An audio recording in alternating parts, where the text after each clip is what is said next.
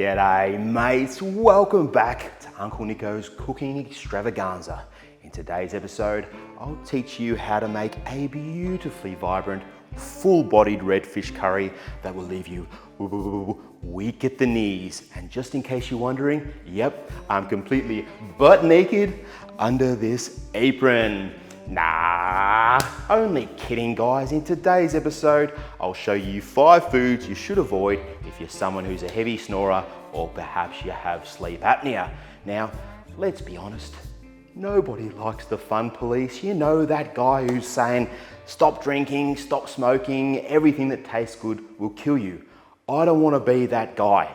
So straight up, I'm going to give you a little lace up the sleeve. Yep, you can eat and drink whatever your dear heart's desire, as long as it's at least 4 hours prior to bed. And if you really want to improve your sleep quality, try fasting 4 hours before bed and go to bed on an empty stomach. Yep, digestion, she's hard work, requires a lot of energy. So you don't want to be digesting, doing all that hard work when you go to sleep. It will also help with things like heartburn.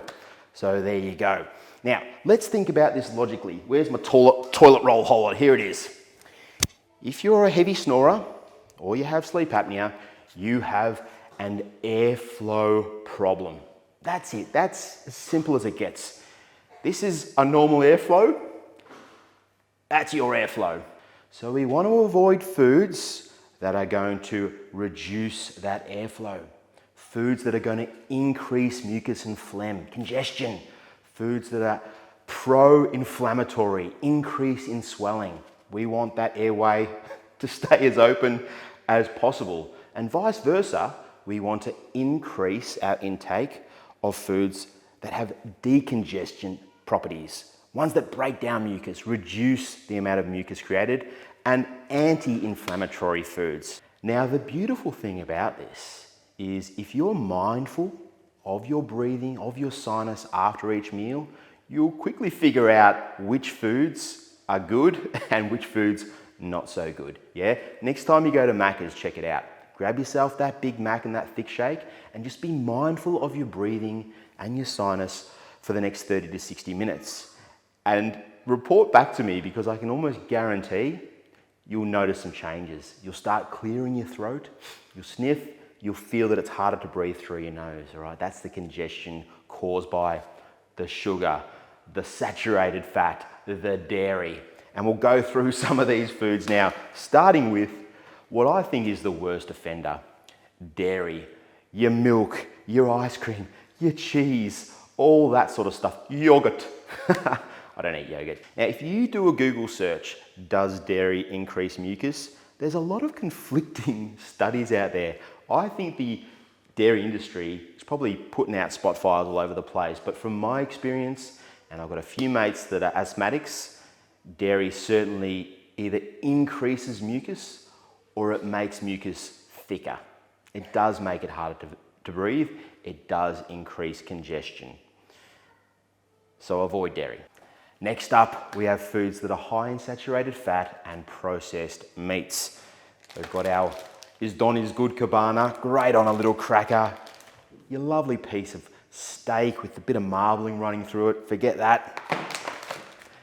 Your salami, your hot dogs, your hamburgers, guys, your hamburgers, all the good stuff. Unfortunately, inflammatory and also increase in mucus production. So avoid if you can. Then we have bread. This processed wheat is very similar to the molecule that, well, one of the molecules that drives inflammation, and also gluten can be problematic. So next up, we have foods that are high in sugar. We've got our desserts, our pastries, our chocolate, soft drink, energy drinks, alcohol. Once again, all the good stuff, guys, but you will notice an increase in phlegm with high sugar content foods and drinks. And also, this processed sugar releases cytokines, which are pro-inflammatory. Now, when it comes to fruit, I know it's not processed sugar, natural sugar, kind of does the same thing, unfortunately. So There are a few exceptions to the rule, and we'll go through some shortly, but fruit as well. Natural sugar also causes that inflammation, also causes that increase in phlegm. Not good for snoring, not good for sleep apnea. I'm just being honest, guys.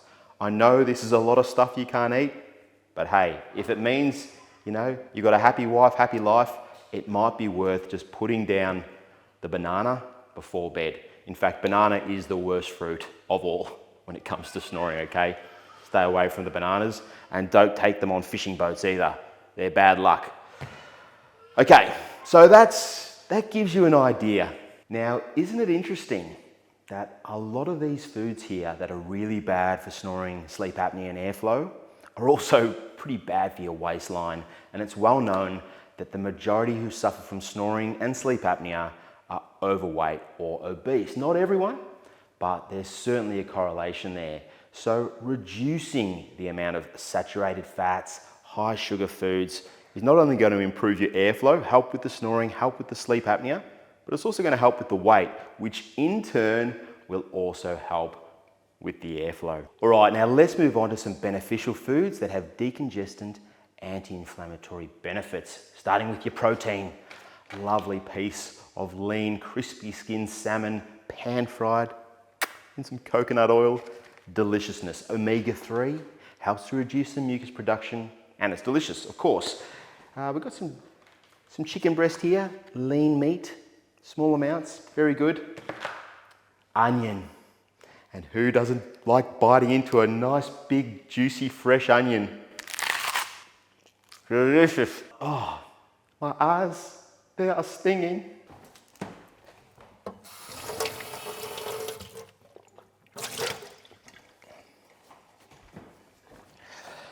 Onions have anti-inflammatory decongestant properties. So next time you're cooking, chop up some shallots, chop up some onions. They give it a nice, beautiful flavor.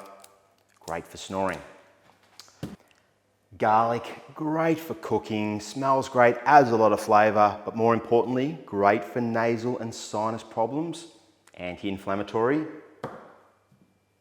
Good old ginger, great for cooking once again, anti-inflammatory. What else have we got here? Oh yeah. Isn't this the funkiest looking fruit of them all? Grown in tropical North Queensland, the pineapple. Golden, delicious, and just looks freaking cool. Now I know I said before that fruits, they got that natural sugar, not great. The pineapple, and also, what's the other one? Not one that looks like an orange, not an orange. Big orange, grapefruit. Grapefruit's good also, but your pineapple here, it's got like an enzyme in it that really helps to break down and reduce mucus production. Also super easy to digest as well. So you can eat this till the cows come home. Not dairy. Pineapple, massive winner. We've got turmeric here as well. If you like your tea, guys, if you like a little cup of tea, peppermint tea, ginger tea, turmeric. Awesome. And that's just a few suggestions, a few foods that will help with the airflow. I hope you enjoyed today's video, guys. Something a little bit different. Uncle Nico's cooking extravaganza. Until next time, sleep well, breathe well, and look after your mates. Cheers. G'day mates, this video is sponsored by Sleep HQ. Upload, review and share your detailed CPAP reports with anyone from anywhere. Visit sleephq.com and join our free community today.